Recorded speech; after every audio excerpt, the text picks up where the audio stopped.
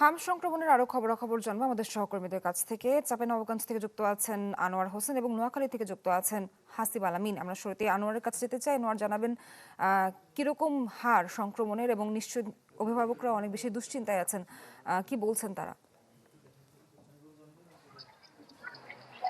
হ্যাঁ, সোহার, চাঁপাইনবাবগঞ্জে গত ৩ মাস ধরে আশঙ্কাজনক হারে বাড়ছে ভাইরাসজনিত সংক্রামক রোগ হাম।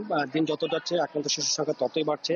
ফলে হাসপাতালে এখন সৃষ্টি হয়েছে তীব্র চাপ এবং স্বল্প লোকবল দিয়ে চিকিৎসা সেবা দিতে গিয়ে হিমশিম খেতে হচ্ছে স্বাস্থ্য বিভাগকে।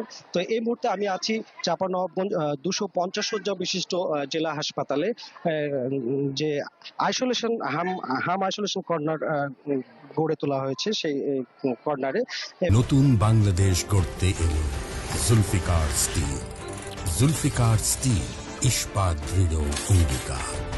এবং আপনি দেখতে পাচ্ছেন যে পুরো ওয়ার্ড জুড়ে হাম আক্রান্ত শিশু, এবং এই চিত্রই বলে দিচ্ছে জেলায় কতটা ভয়াবহ উঠেছে হাম পরিস্থিতি।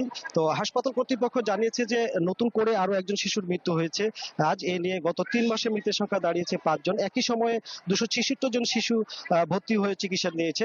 এছাড়া গত ২৪ ঘন্টায় নতুন করে ভর্তি হয়েছে আরো ১৬ জন। সুস্থ হয়ে বাড়ি ফিরেছেন ১১ জন। রাজশাহীতে রেফার করা হয়েছে আরো ২ জনকে। বর্তমানে ভর্তি রয়েছে ৭৪ জন শিশু।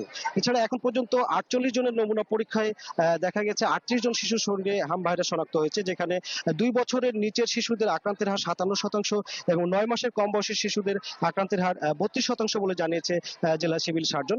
যদিও রোগীর চাপ সামাল দিতে এরই মধ্যে হাসপাতালের কিডনি ডায়ালাইসিস ওয়ার্ডকে অস্থায়ী আইসোলেশন ইউনিটে রূপান্তর করা হয়েছে, কিন্তু তাতেও মিলছে না স্বস্তি। জায়গা সংকটের কারণে অনেক শিশুকে মেঝেতে চিকিৎসা দিতে হচ্ছে এবং আপনি দেখতেই পাচ্ছেন। এছাড়া রোগীর স্বজনদের অভিযোগ, অতিরিক্ত ভিড়ের কারণে সংক্রমণের ঝুঁকি আরো বাড়ছে। একই সঙ্গে পর্যাপ্ত চিকিৎসক, নার্স, ওষুধ ও বেডের অভাবে কাঙ্ক্ষিত চিকিৎসা না পাওয়ার অভিযোগ স্বজনদের। তো হাসপাতালের তত্ত্বাবধায়ক ডক্টর মোহাম্মদ মশিউর রহমান জানিয়েছেন যে দিন দিন রোগীর সংখ্যা বাড়ায় পরিস্থিতি চ্যালেঞ্জিং হচ্ছে। তারা নিয়ন্ত্রণ আনতে তাদের সাধ্যমতো চেষ্টা চালাচ্ছে। আর পরিস্থিতি নিয়ন্ত্রণ খুব দ্রুত প্রতিরোধ ক্যাম্পেইন শুরু করার কথা জানিয়েছে সিভিল সার্জন। এছাড়া বিশেষজ্ঞরা বলছেন যে হামের মতো ছোঁয়াচে রোগ থেকে শিশুদের সুরক্ষায় নিয়মিত টিকা কার্যক্রম, ভিড় এড়িয়ে চলা এবং উপসর্গ দেখা দিলে দ্রুত চিকিৎসকের পরামর্শ নেওয়া এখন সবচেয়ে জরুরি। কাজে আতঙ্কিত না হয়ে অভিভাবকদের সচেতন হতে হবে, এমনটাই বলছেন বিশেষজ্ঞরা। সোহাগ। চাঁপাইনবাবগঞ্জ থেকে আনোয়ার হোসেন জানাচ্ছিলেন, ধন্যবাদ আপনাকে। এবার একটু নোয়াখালীর খবরাখবর জানবো। আমাদের সহকর্মী হাসিব আলামিন যুক্ত আছেন। হাসিব, জানাবেন যে হারে সংক্রমণ বাড়ছে সে ক্ষেত্রে তো চিকিৎসার ব্যবস্থাও অপ্রতুল। চিকিৎসকরা এ বিষয়ে কি বলেছে, কর্তৃপক্ষ কি বলেছে?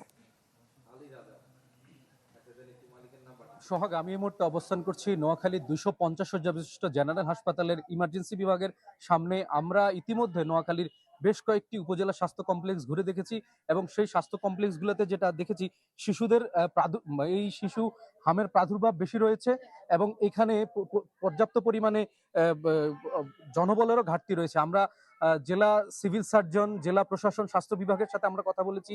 ২৫০ শয্যা বিশিষ্ট জেনারেল হাসপাতালের সুপারিনটেন্ডেন্টের সাথে কথা বলেছি। তিনি বলেছেন ইতিমধ্যে চিকিৎসার জন্য একটি কমিটি গঠন করা হয়েছে যেন সুস্থভাবে এবং সঠিক চিকিৎসা যেন দিতে পারে।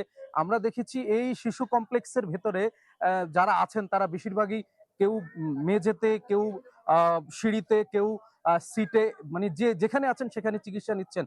গত ২৪ ঘন্টায় নোয়াখালীতে ১৬ জন হাম শিশু এখানে ভর্তি হয়েছেন আক্রান্ত হয়ে। আমরা অন্যান্য উপজেলা স্বাস্থ্য কমপ্লেক্সগুলোতে দেখেছি, তাদের সাথে কথা বলেছি। সেখানে মূলত প্রতিটি স্বাস্থ্য কমপ্লেক্সেই প্রতিদিনই অন্তত ২০ থেকে ৩০ জন করে শিশু ভর্তি হচ্ছেন। যদিও ডায়াগনোসিস করার সেই ধরনের ব্যবস্থা নেই। আমরা কথা বলেছি সোনাইমুড়ি স্বাস্থ্য কমপ্লেক্সের সাথে, আমরা কথা বলেছি চাটখিল স্বাস্থ্য কমপ্লেক্সের সাথে উপজেলা। সেখানে বলেছেন যে এই স্বাস্থ্য কমপ্লেক্সগুলোতে ডায়াগনোসিসের ব্যবস্থা না থাকায় তারা দ্রুত সদর হাসপাতালে তাদেরকে পাঠিয়ে দিচ্ছেন, যার ফলে শিশুদের প্রথমে কি রোগে ভর্তি হচ্ছেন সেটা তারা জানতে পারছেন না। কেবল সদর হাসপাতালে আসলেই তারা জানতে পারছেন যে মূলত কোন কারণে তারা এখানে ভর্তি হয়েছেন। এই যে স্বাস্থ্য সেবা সেটা যদি নিশ্চিত করতে হয়, নোয়াখালী জেলা আসলে এই জেলার আশপাশে যে লক্ষ্মীপুর জেলা থেকে ওই হাসপাতালে চিকিৎসা নিতে আসেন এবং যে শিশুরা আক্রান্ত হচ্ছেন তার বেশিরভাগই ৩ মাস থেকে ৬ মাস বয়সী, এবং তাদেরকে যদি চিকিৎসা দেওয়া হয় এবং এই ব্যবস্থা যদি উন্নতিকরণ করা হয় তাহলে এই এলাকার মানুষজন স্বস্তি পাবেন। আমরা সেটাই তাদের প্রশাসনের সাথে কথা বলেছি এবং রুগীরাও তাই বলেছেন। এই ছিল নোয়াখালী জেলা থেকে সর্বশেষ। হাসিব আলামিন, আপনাকে অনেক ধন্যবাদ। দর্শক, আমাদের সহকর্মীরা বিভিন্ন জেলা থেকে হাম সংক্রমণের সবশেষ খবরাখবর জানাচ্ছিলেন।